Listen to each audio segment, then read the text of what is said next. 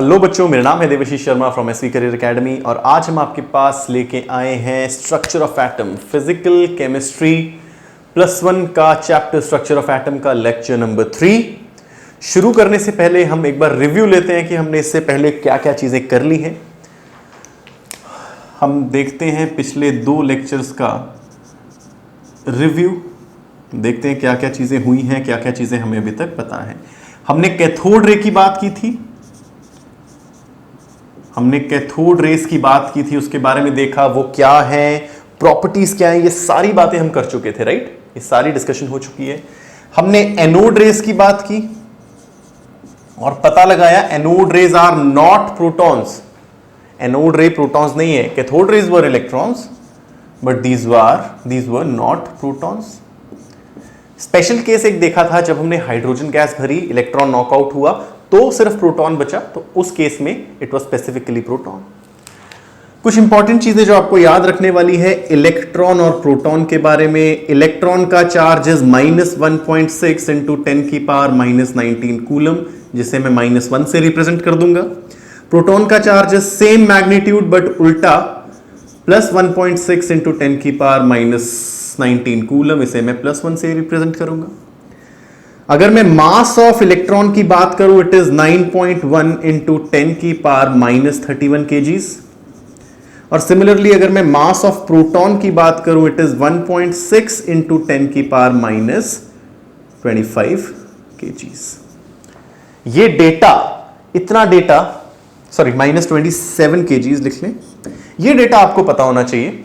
और अगर मैं कंपेयर करूं मास ऑफ प्रोटॉन और मास ऑफ इलेक्ट्रॉन, तो आप देखेंगे मेरा मास of proton is almost 1836 times mass of electron. देखो इतना भारी है मेरा प्रोटॉन, इतना ज्यादा भारी है as compare to electron. Electron से 1836 ऑलमोस्ट टाइम्स भारी है मेरा proton. That means my mass of proton is much much much greater than mass of electron। कितना ज्यादा? 1836 टाइम्स ज्यादा भारी है फ्रॉम अ प्रोटॉन। याद रखेंगे अभी तक हमने न्यूट्रॉन की बात नहीं की है, अभी तक न्यूट्रॉन की बात नहीं की है, अभी तक हमने न्यूट्रॉन की कोई बात नहीं की है। चलो आगे बढ़ाते हैं अपने सिलसिले को, इस डिस्कशन को आगे बढ़ाते हैं। अब हुआ क्या भाई, इलेक्ट्रॉन डिस्कवर हो गया, प्रोटॉन डिस्कवर हुआ, दैट मींस सब एटॉमिक पार्टिकल्स, दो सब एटॉमिक पार्टिकल्स डिस्कवर हो चुके थे। 2 सब एटॉमिक पार्टिकल्स वर डिस्कवर्ड। कौन कौन से? प्रोटॉन्स और इलेक्ट्रॉन्स। 2 सब एटॉमिक पार्टिकल्स डिस्कवर हुए, प्रोटॉन्स और इलेक्ट्रॉन्स। इससे पहले जो मॉडल हमारे पास एक आया था डाल्टन मॉडल, उसमें सब एटॉमिक पार्टिकल्स की बात ही नहीं हो रही थी। उसमें बोला था एटम फाइनल चीज है, इट इज अनकटेबल अनडिविजिबल, इससे छोटी कोई चीज पॉसिबल नहीं है। बट अभी हमने देखा इलेक्ट्रॉन्स की बात की, हमने प्रोटॉन्स की बात की, तो मेरा पहला सब एटॉमिक मॉडल किसने दिया? हमारे जे थॉमसन भाई साहब ने। हमारे जे थॉमसन ने फर्स्ट सब एटॉमिक मॉडल दिया, यानी सब एटॉमिक पार्टिकल्स की बात की। पहला sub atomic model, Dalton model was not sub atomic model, it was atomic model. उन्होंने बोला एटम के बाद कुछ नहीं है, एटम स्मॉलेस्ट चीज है, उससे छोटी कोई चीज पॉसिबल नहीं है। बट इनकी डिस्कवरी के बाद पहला मॉडल दिया जे थॉमसन ने, जिसके लिए इन्हें नोबेल प्राइज भी मिला था, जिसके लिए जे थॉमसन को नोबेल प्राइज भी मिला था फॉर हिज फर्स्ट सब एटॉमिक पार्टिकल से रिलेटेड एटॉमिक मॉडल का, राइट, सब एटॉमिक मॉडल का। भाई साहब ने कहा क्या? देखो अभी तक न्यूट्रॉन के बारे में पता नहीं चला था, तो भाई साहब ने क्या बोला? An atom is, point number 1, positively charged sphere. एक एटम पॉजिटिवली चार्ज स्फीयर है। मैं एक बॉल लूं और मैं बोलूंगा ये कंप्लीटली एक पॉजिटिवली चार्ज स्फीयर है, तो बोल रहे एटम एक असल में एक पॉजिटिवली चार्ज स्फीयर है और यानी प्रोटॉन से बना स्फीयर है ना, पॉजिटिवली चार्ज यानी प्रोटॉन से बना एक स्फीयर है. And electrons that is negative charge is embedded in it. Embedded का मतलब समझो, एक बॉल है, आप समझो ना क्या हो रहा है. एक बॉल है, पूरी पॉजिटिवली चार्ज है, और बीच बीच में आपने उसमें इलेक्ट्रॉन्स भर दिए, बीच बीच में कुछ कुछ दूरी पे, पूरे अंदर भी सरफेस पे भी आपने इलेक्ट्रॉन्स भर दिए. इसीलिए ना इसका एक नाम पड़ा वाटरमेलन मॉडल. वाटरमेलन मॉडल भी इसे बोला जाता है. Watermelon model. जिस तरह वाटरमेलन को अगर आप खोल के देखो तो क्या है, पूरा लाल, और बीच बीच में उसके सीड्स हैं, काले काले काले, बीच बीच में उसके सीड्स हैं. वो लाल पोर्शन रिप्रेजेंट कर रहा है, वाटरमेलन का रेड पोर्शन रिप्रेजेंट कर रहा है पॉजिटिव चार्ज, और सीड्स रिप्रेजेंट्स कर रहे हैं बीच बीच में इलेक्ट्रॉन्स. सीड्स रिप्रेजेंट कर रहे हैं इलेक्ट्रॉन. तो अब आपको आइडिया हो रहा होगा किस तरह का मॉडल था. बोला एक स्फीयर है, ये पूरा पॉजिटिवली चार्ज है, कॉन्टिन्यूसली पॉजिटिवली चार्ज है, और बीच बीच में इलेक्ट्रॉन्स एम्बेडेड है. Positive sphere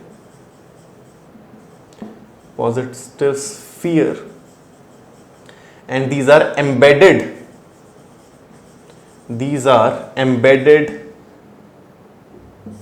electrons. इसके बीच बीच में इलेक्ट्रॉन्स एम्बेड हो रखे हैं, ये बताया गया. इसको एक और नाम देते हैं plum pudding model. Plum pudding model अंग्रेजों की एक स्वीट डिश होती है पुडिंग. सेम एग्जैक्टली चीज है, एक कॉन्टिन्यूस चीज है पॉजिटिव, और बीच बीच में कुछ सीड्स या बीच बीच में कुछ ड्राई फ्रूट्स हैं. तो उस तरीके से प्लम पुडिंग वाटरमेलन मॉडल से बेटर समझ आ रहा है ना. एक और इंपॉर्टेंट चीज बोल रहा है atom is electrically neutral.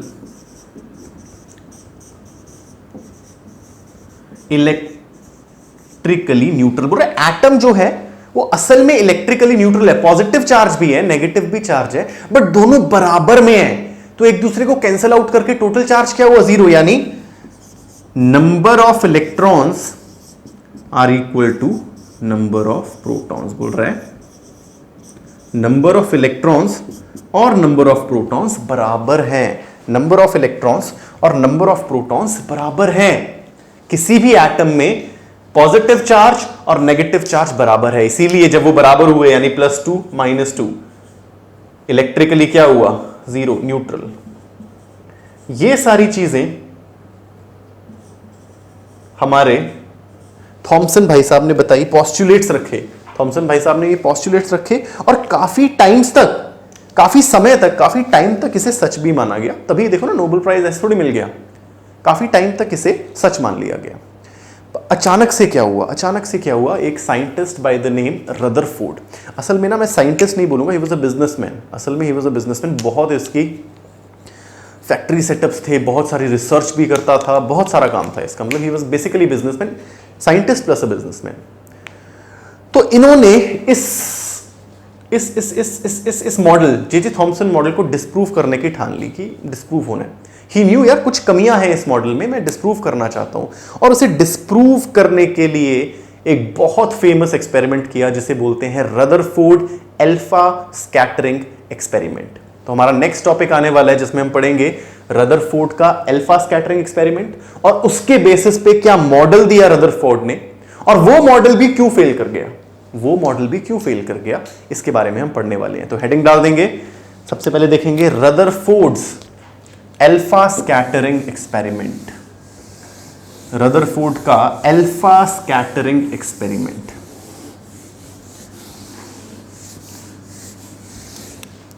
Heading डालेंगे रदरफोर्ड्स अल्फा स्कैटरिंग एक्सपेरिमेंट.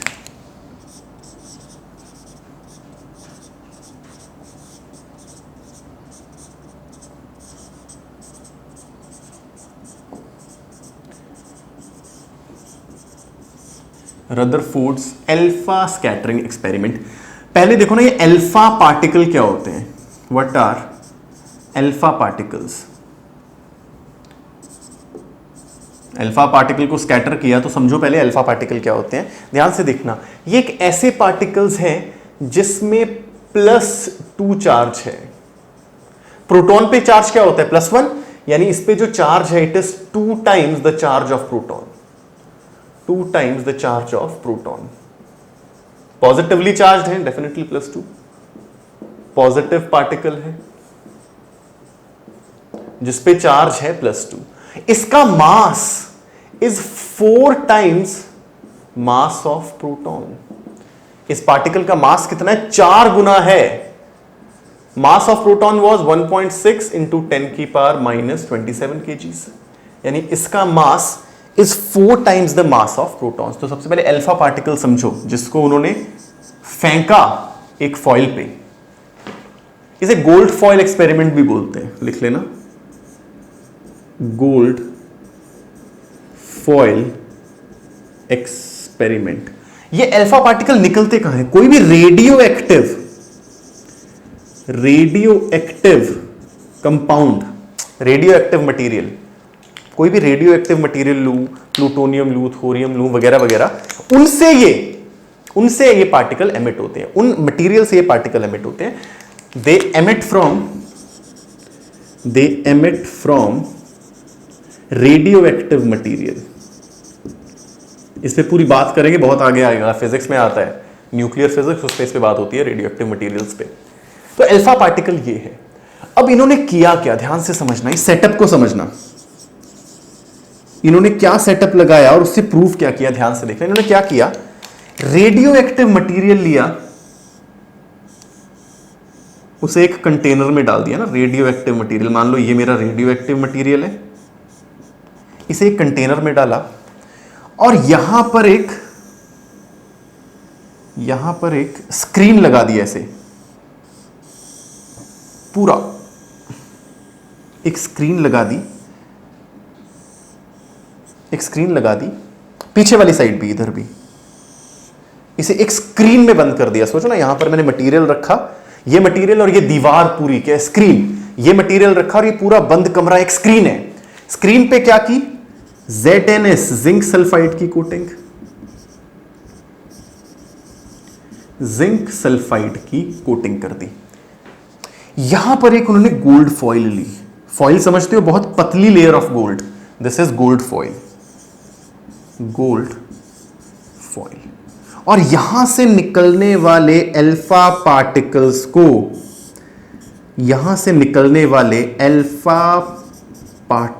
को इस गोल्ड फॉइल पे फेंका। यहां से निकलने वाले, इस रेडियो एक्टिव मटेरियल से निकलने वाले अल्फा पार्टिकल को इस गोल्ड फॉइल पे फेंका और कुछ ऑब्जर्वेशंस हुई, कुछ दिखा उन्हें। क्या ऑब्जर्वेशन है, देखते हैं। क्या चीजें उन्होंने ऑब्जर्व की, ध्यान से देखना। नंबर 1, उन्होंने देखा most of the alpha particle directly penetrate करके आगे निकल गए। ऑलमोस्ट 99.9% ऑफ अल्फा पार्टिकल्स, याद रखना अल्फा पार्टिकल क्या है, पॉजिटिव, याद रखना, वर अनडेविएटेड, डेविएट ही नहीं हुए, these were undeviated. Most of the alpha particle were undeviated. Observation है अभी, इससे साबित क्या हुआ उस पे आएंगे। बस देखा, फिर देखा वेरी फ्यू अल्फा पार्टिकल्स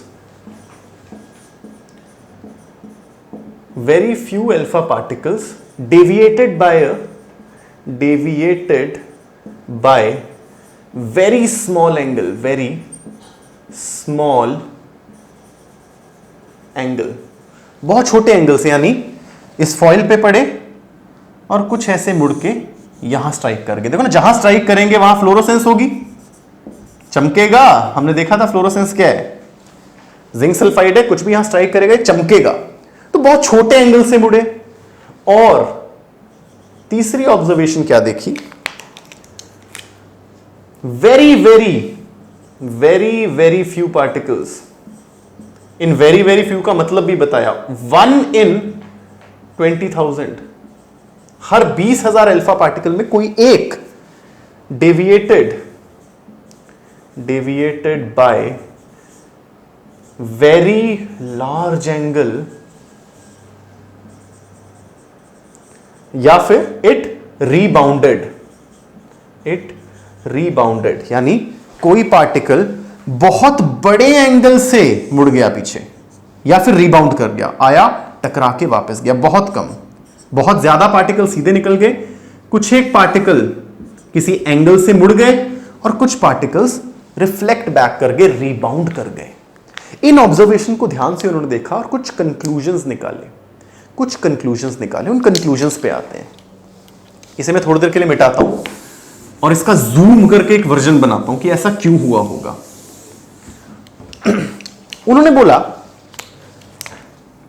उन्होंने कुछ पॉस्टुलेट्स दिए,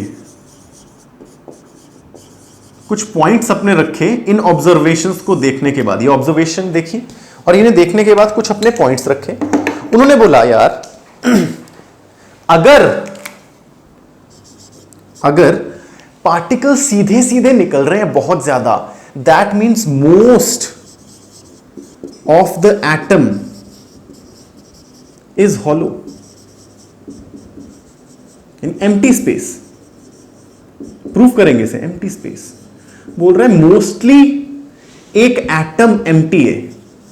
और डेफिनेटली ऐसे कैसे बताया उन्होंने, देखो ना ऐसा क्यों हुआ होगा। हम आज जानते हैं, जो उन्होंने मॉडल दिया वो कैसा दिया ना, देखो बोल रहा है ये न्यूक्लियस, ये भी यहां क्यों है वो भी देखेंगे। ये इलेक्ट्रॉन्स, ये दूसरी शेल मान लो, यहां भी इलेक्ट्रॉन्स, यहां भी इलेक्ट्रॉन। बोल रहे बहुत सारे पार्टिकल्स सीधे सीधे निकल गए, बहुत सारे पार्टिकल्स देखो सीधे सीधे निकल गए। दैट मीन्स बहुत सारी खाली स्पेस थी एटम में। Most of the atom is hollow, बहुत सारा एटम में स्पेस खाली है। सेकंड ऑब्जर्वेशन देखी, सेकंड ऑब्जर्वेशन देख के क्या बोल रहा है, very few alpha particle were deviated from there path. ऐसा क्यों हुआ होगा, मान लो कोई अल्फा पार्टिकल यहां जा रहा है, अल्फा पार्टिकल पे भी पॉजिटिव चार्ज है, अल्फा पार्टिकल पे भी पॉजिटिव चार्ज है, न्यूक्लियस पे भी पॉजिटिव चार्ज है, तो वो कुछ डेविएट कर गया होगा। तो इन्होंने क्या बोला, positive charge is in a very small space, और उस स्पेस को नाम दिया न्यूक्लियस। उस स्पेस को नाम दिया, बोलते वो छोटी जगह पे है तभी बहुत कम डेविएट हुए। जो यहां पर अल्फा पार्टिकल्स आए होंगे वही तो डेविएट हुए होंगे। और कुछ पार्टिकल्स ऐसे भी तो गए, मान लो ये अल्फा पार्टिकल डायरेक्टली न्यूक्लियस की तरफ आ रहा है तो इस पे पॉजिटिव है रिपल्शन लगेगी, ये वापस आ जाएगा। पॉजिटिव से रिपल्शन लगेगी वापस आया, यानी पॉजिटिव बहुत कम जगह पे था तभी बहुत कम पार्टिकल्स वापस आ पाए। और ये भी बोला this nucleus is very small as compared to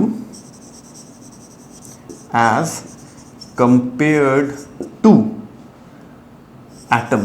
बोलता एटम बहुत बड़ा है, उसके कंपैरिजन में न्यूक्लियस बहुत छोटा है। उन्होंने बोलता एटम का radius of atom is 10⁻⁻10 metre और रेडियस ऑफ न्यूक्लियस इज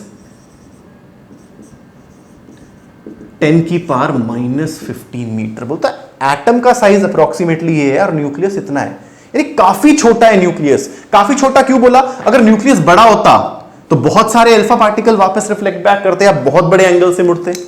तो most of these are hollow, most of the atoms are hollow, most of the space in the atom is hollow, positive charge is in the centre, positive charge is at the centre, उस centre को नाम दिया nucleus. And nucleus का size बहुत छोटा है, nucleus का size बहुत छोटा है as compare to complete atom. और क्या बोला इन्होंने, और चीज बोली, point number D, electrons are moving in circular orbit. ये भी इन्होंने बात बताई। बोलते हैं इलेक्ट्रॉन्स मूव कर रहे हैं सर्कुलर ऑर्बिट में, electrons are moving in a circular orbit, ये भी बताया। और एक पॉइंट और बोला जो थॉमसन भाई साहब ने भी बोला था, atom is neutral. Atom is neutral, atom is neutral, यानी number of protons is equal to number of electrons. तो बेसिकली रदरफोर्ड ने जो मॉडल दिया ना, उसे मैं डिस्क्रीट मॉडल भी बोलता हूं। इस मॉडल को डिस्क्रीट मॉडल भी बोलते हैं। क्यों? डिस्क्रीट का मतलब होता है अलग अलग, सेपरेट। क्योंकि इन्होंने क्या किया, पॉजिटिव और नेगेटिव चार्ज को सेपरेट किया। पॉजिटिव भाई सेंटर में और नेगेटिव ऐसे रिवॉल्व कर रहे हैं। थॉमसन का मॉडल क्या था? Thomson model was continuous model. Thomson ने जो मॉडल दिया उसको मैं बोलता हूं it is a continuous model. Continuous model क्यों? पूरा पॉजिटिव है, बीच बीच में इलेक्ट्रॉन है, तो कॉन्टिन्यूटी बनी हुई है। यहां नहीं, पॉजिटिव चार्ज सेंटर में और बहुत छोटी सी जगह में कन्फाइंड है और इलेक्ट्रॉन्स रिवॉल्व कर रहे हैं। तो ये बातें उन्होंने कही, मानी भी गई, कुछ टाइम तक मानी भी गई। बट एक हर चीज का अंत जरूर आता है। जो अभी भी हम मॉडल पढ़ते हैं ना, अगला हम देखेंगे बोर मॉडल, काफी टाइम तक पढ़ा, अभी भी पढ़ते हैं और काफी 90% पॉस्टुलेट सही भी है उसके, बट कुछ डिफरेंसेस वहां भी आ रहे हैं। अभी क्वांटम मॉडल चल रहा है, तो ये इवॉल्विंग प्रोसेस है। अभी भी हम नहीं जानते कि जो हमने पढ़ा मॉडल, जो लेटेस्ट चीजें चल रही हैं वो भी सही है 100% या नहीं। We do not know that, हमें पता नहीं है अभी, राइट।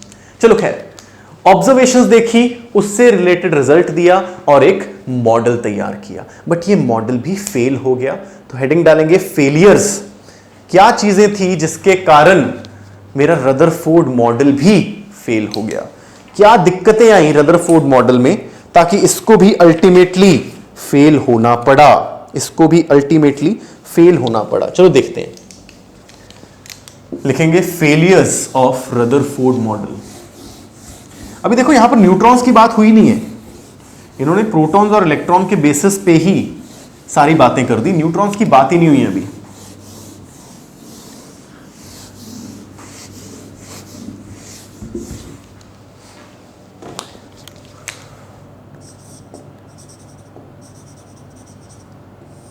फेलियर के देखो दिक्कत क्या आई। एक साइंटिस्ट थे मैक्सवेल, जिनके बारे में हम +2 के फिजिक्स में पढ़ेंगे, इनकी सारी इक्वेशंस पढ़ेंगे, क्या क्या इन्होंने किया। एक साइंटिस्ट थे मैक्सवेल, उन्होंने ये प्रूव किया था। क्या चीज प्रूव की थी? ये चीज प्रूव थी रदरफोर्ड के एक्सपेरिमेंट से काफी पहले, ये प्रूव हो चुकी थी और सबने एक्सेप्ट कर ली थी, बिल्कुल सही है। क्या बोलते? कोई भी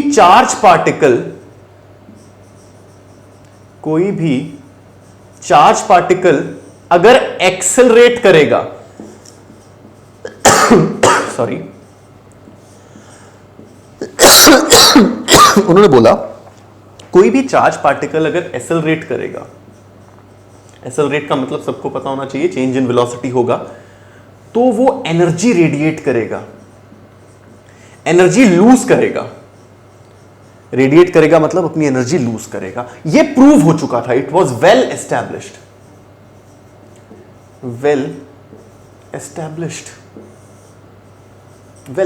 था।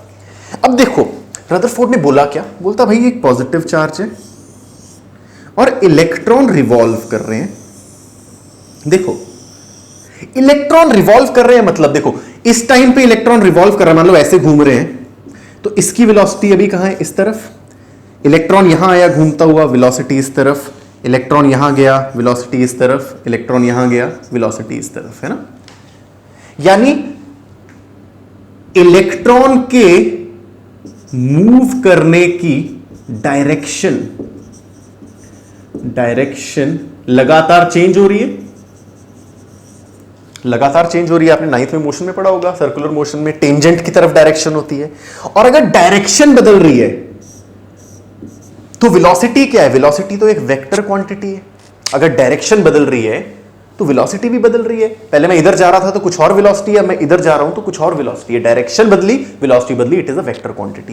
दैट मींस इसकी वेलोसिटी बदली, वेलोसिटी चेंज हुई। और अगर वेलोसिटी चेंज होगी मतलब एक्सेलरेशन तो होगी भाई। एक्सेलरेशन क्या है? Rate of change of velocity. Velocity change हुई तो एक्सेलरेशन भी हुआ। यानी इलेक्ट्रॉन का मोशन, यानी सिंगल वर्ड में बोलूं, सिंगल लाइन में बोलूं, electron is accelerating around nucleus. ये हमारे रदरफोर्ड भाई की बात निकल के बाहर आई थी। अब ये मत सुने एक्सेलरेट का मतलब है वेलोसिटी का बढ़ना या घटना। डायरेक्शन बदली, वेलोसिटी बदली, डायरेक्शन बदली, वेलोसिटी बदली। Velocity is a vector quantity, magnitude, direction. चाहे मैग्नीट्यूड बदल दो चाहे डायरेक्शन बदलो, वेलोसिटी तो बदल गई, यानी एक्सेलरेशन हुई। बट थॉमसन भाई साहब ने बोला था कि अगर कोई चार्ज पार्टिकल एक्सेलरेट कर रहा है तो भाई उसकी एनर्जी कम होनी चाहिए। एनर्जी कम होने का मतलब क्या है? ये घूम रहा है, इसकी एनर्जी कम हुई, इसकी एनर्जी कम हुई, कम हुई, कम हुई, कम हुई, कम हुई, कम हुई, और अल्टीमेटली ये इलेक्ट्रॉन न्यूक्लियस में चला जाएगा। ध्यान से सोचो ना यार, ध्यान से सोचो। तुम एक रस्सी से बॉल को बांध के घुमा रहे हो, जब तक एनर्जी दे रहे हो तब तक तो घूम रही है, बट अगर धीरे धीरे एनर्जी कम हुई, कम हुई, कम हुई, क्या वो घूमेगा? अल्टीमेटली तुम्हारे से आके टकरा जाएगी बॉल।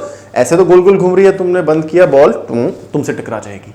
सिमिलरली अगर इलेक्ट्रॉन एनर्जी लूज कर रहा है, एनर्जी लूज कर रहा है, तो अल्टीमेटली ये कोलाइड कर जाएगा न्यूक्लियस से, न्यूक्लियस से। अब जो नेगेटिव चार्ज है वही पॉजिटिव चार्ज है, जैसे ही टकराएगा तो ये क्या हो जाएगा? Neutral, neutralise. मान लो प्लस 2 इलेक्ट्रॉन थे, 2 प्रोटॉन थे, मिलके क्या हो गए? 0, यानी एटम गायब हो जाएगा। Atom will cease to exist, exist ही नहीं करेगा। देखो चार्ज थे अलग अलग, मिलके न्यूट्रल हो गए, यानी गायब हो गए भाई। यानी एटम एग्जिस्ट ही नहीं करना चाहिए, यानी एटम स्टेबल नहीं होना चाहिए। Atom is not stable. But हम जानते हैं भाई ऐसा तो होता नहीं है, इलेक्ट्रॉन लगातार घूम रहे होते हैं एक फिक्स्ड ऑर्बिट में। तो हमारे मैक्सवेल साहब ने ये प्रूव कर दिया था, और यहां पर जब इसे अप्लाई किया गया तो पाया गया यार रदरफोर्ड के हिसाब से तो ये हो जाना चाहिए, यानी एटम एग्जिस्ट ही नहीं करना चाहिए। इलेक्ट्रॉन प्रोटॉन से टकराए, सब गायब, खत्म। That means Rutherford was not able to explain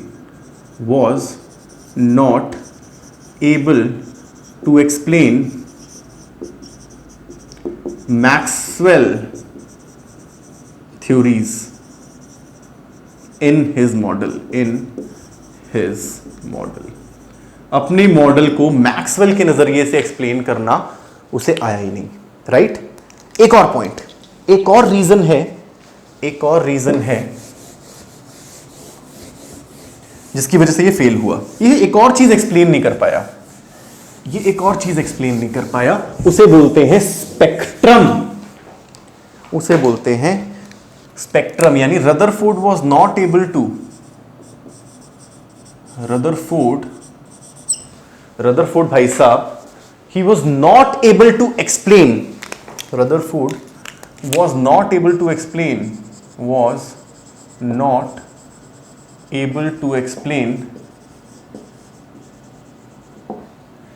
spectrum.